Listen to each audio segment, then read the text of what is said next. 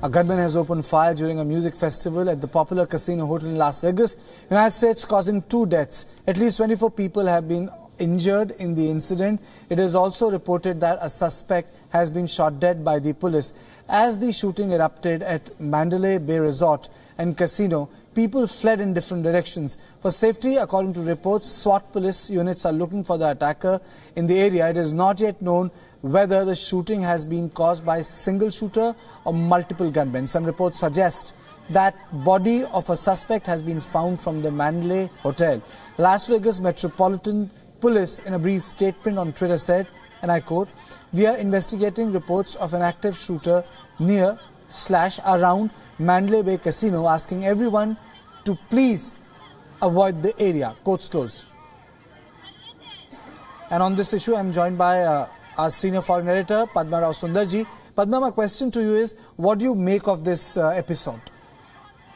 Well, it's obviously, yet another attack on a group of a large crowd of people. This seems to have become one of the favorite modus operandi of armed, I would call them terrorists. Anybody who shoots or who unleashes violence upon innocent people or people who are unarmed have to, in this day and age, be considered terrorists. Now, which kind of terrorism, from which group this emanates, this will, become clear only as the investigations unroll. As for now, it seems yet another example, yet another dastardly act of attacking a group of people who are just out there to listen to some country music and enjoy themselves. Having said that, I cannot help thinking that, there has been a spate of incidents involving machine guns, as in this one. And this also reflects, it makes me worry yet again, and makes many people worry again about the gun laws in the United States, the overtly liberal gun laws. And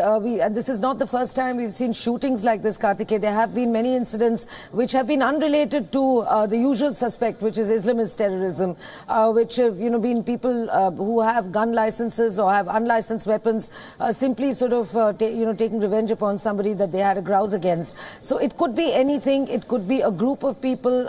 It could be the violence could come from any section of society. Investigations, as I said, are underway, and we will soon know more.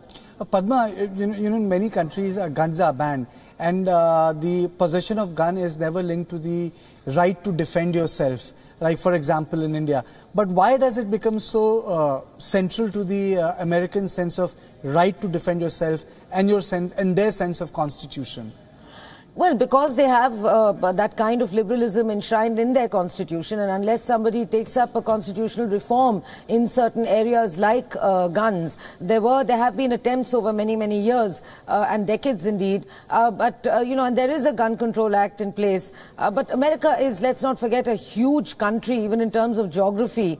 So it's perhaps not easy to keep an eye on each and every weapon that is manufactured or sold, and unless, as I said, you have a very stringent law in place which prohibits the sale of any weapon, and that list of weapons, the classified list of weapons itself, has to be expanded to include all kinds of weapons. We have now these, and assuming, and let's now for 1 minute assume that this is an Islamist terror attack and has nothing to do with the liberal gun laws of the United States.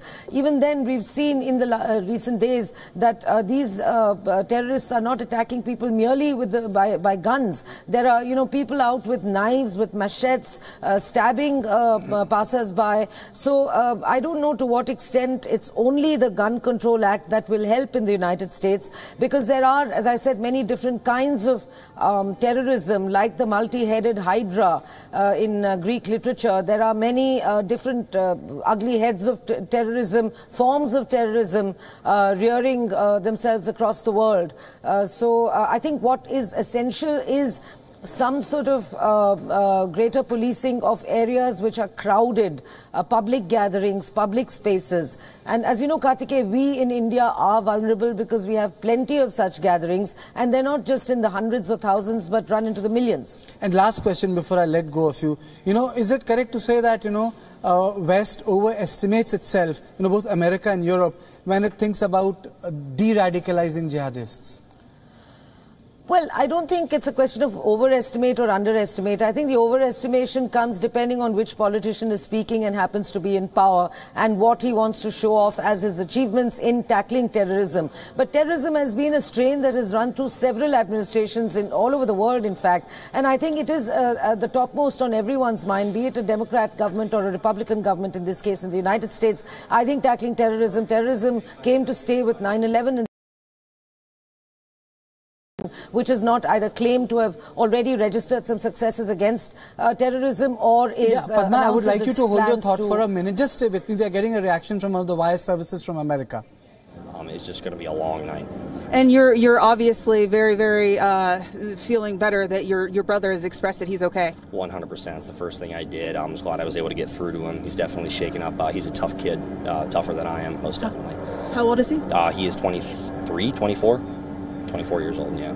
Yeah, you certainly don't want to see people going through something like this. No, not at such a young age. And there's a lot of young people of all ages down here. It's a traumatic experience. It's something that no one's going to forget. Can you describe anything else that he said as he's been in there? He just said it's just pure chaos. He said the police and law enforcement are doing a good job of trying to keep everybody calm.